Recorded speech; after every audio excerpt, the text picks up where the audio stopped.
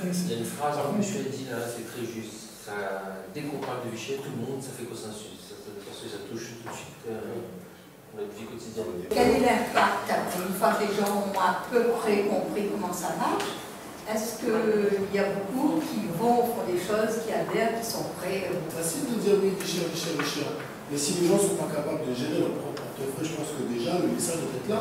On achète 50 centimes au départ. Après, il y a l'acheminement, il y a quand même des frais, ce ne sera pas gratuit. Vous aurez aussi à La Réunion, je suppose, des douanements et des taxes. Après, ce conteneur, il faudra un camion quand même pour sortir du port, pour l'emmener là, au frigo posé. Est-ce que c'est tout frais confondu là, si vous commandez, admettons, 10 000 packs, est-ce que on est sûr au final d'avoir un lait même 20 centimes au lait? Si faire baisser la consommation du lait local, c'est peut-être mettre des emplois locaux en danger.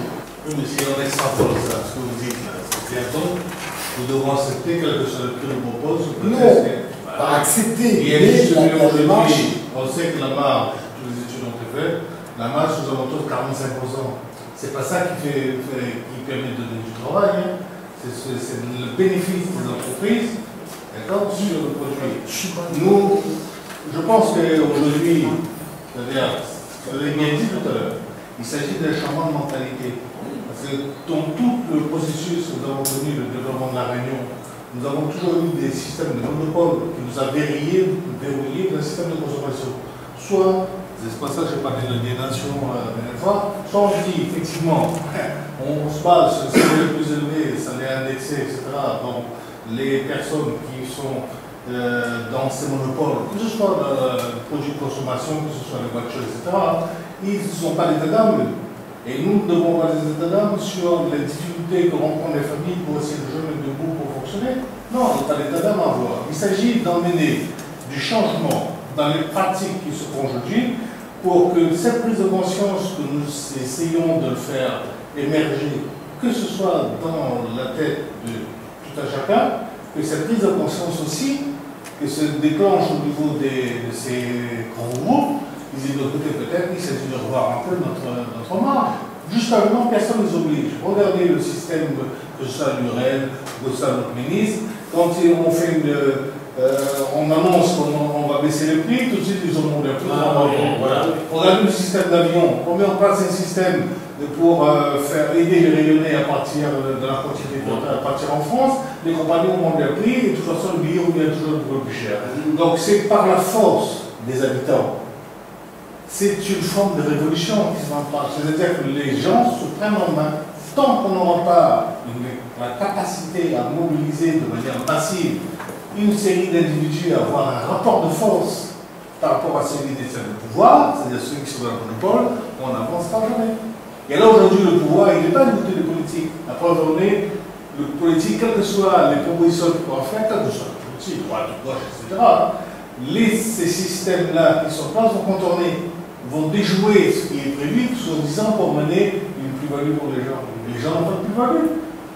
Tout ce que nous faisons aussi, regardez, prenons le système de l'octroi-de-mer, on est en train de discuter ce midi, quelqu'un qui dit oui, c'est pas normal, le gouvernement devrait faire baisser les octroi-de-mer, c'est ça qui fait augmenter le prix à la Réunion. Je dis non, le système n'est pas là, c'est pas l'octroi-de-mer qu'il faudrait baisser. Il faudra que le gouvernement, à un certain moment, même l'Europe qui critique l'octroi-de-mer, qui dit que le développement de la Réunion doit être fait par la souveraineté nationale.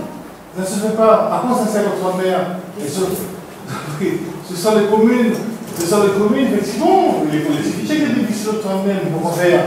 Pour développer les emplois, pour développer le route. Ce sont les Rayonnais qu'on va taxer pour qu'on puisse les emmener à avoir du développement. C'est ça. Donc aujourd'hui, c'est tous ces mécanismes-là qui sont. Par exemple, aujourd'hui, aucune commune, je dis à cette personne-là qui vient de France, je dis, d'accord, trouve-moi une commune j'ai pris l'exemple de Sainte-Rose, une petite commune de 6 000 habitants, où il y a 200 employés communaux. Je dis, mais trouve-moi une commune en France où il y a 200 employés communaux. Et il n'y a pas.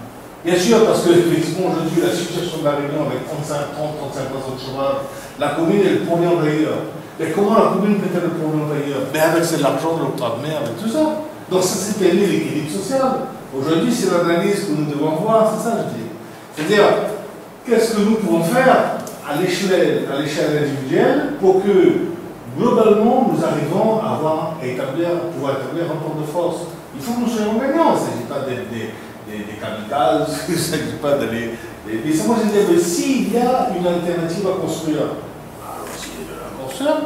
Parlez-nous un petit peu de la livraison, pratiquement. De phase concrète, comme vous regardez un petit peu comment ça va se faire, la base de 950, ça peut être complète avec 950 adhérents, qui peut être viable. Red roses too, I see them bloom for me and you, and I think to myself, what a wonderful world.